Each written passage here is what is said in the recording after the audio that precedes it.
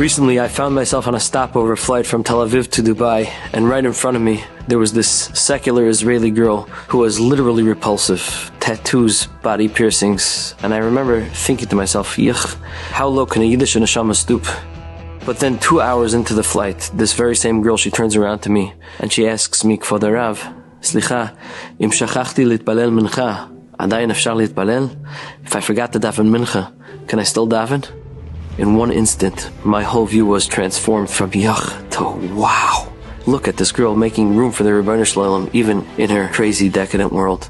In Shir HaShirim, Klal Yisrael is trying to send a message to the Rebbeinu Shalom to bring him back. And they say, Im timtzu es doidi ma tagidu loi, shechoylas ahava oni. Says the Medrash. You know what that means? It means tell him, afal pi shechoyla ani. Even though I'm spiritually sick, living in a spiritually ill world, ahuva ani loi. Even so, look, I'm retaining my love for him. If there's one thing that can change the whole picture, it's those words, Afal pi shechoyla ani, choylas ahava ani. Yasala was a young, poor, orphan boy living alone with his mother, and one day he comes to Cheder and the Rebbe comes in and he says, Kindlach, I have a surprise for you. I brought a cake in honor of the siyum that we made yesterday. The boys are ecstatic, they never see cake. The Rebbe gives out the pieces and every child devours his piece, except for Yasala. Yasala thinks to himself, my mother, she does everything for me.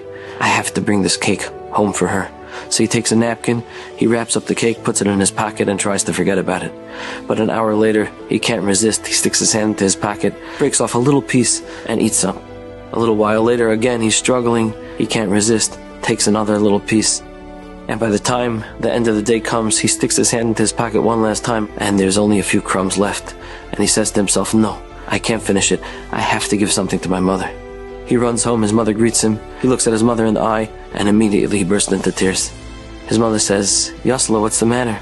And he starts crying and he says, Mama, you don't understand, the Rebbe gave out cake and there was this piece and I really wanted to save it and give it to you, but I couldn't resist and I ended up taking a little bit and then a little bit more and now all I have left is a crumb. And his mother says, can I see that crumb?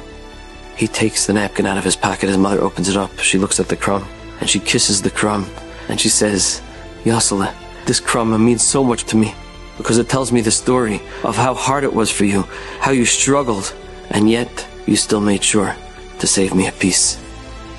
So often we struggle, we fail, and we feel like we have nothing to offer the Rebbeinu Shalom. This crumb, but the Rebbeinu Shalom doesn't look at it this way. He looks at that crumb and he says it tells the whole story. This crumb tells me that life is no piece of cake, but even so, you're saving for me the crumb that you can. Choylas ahava ani.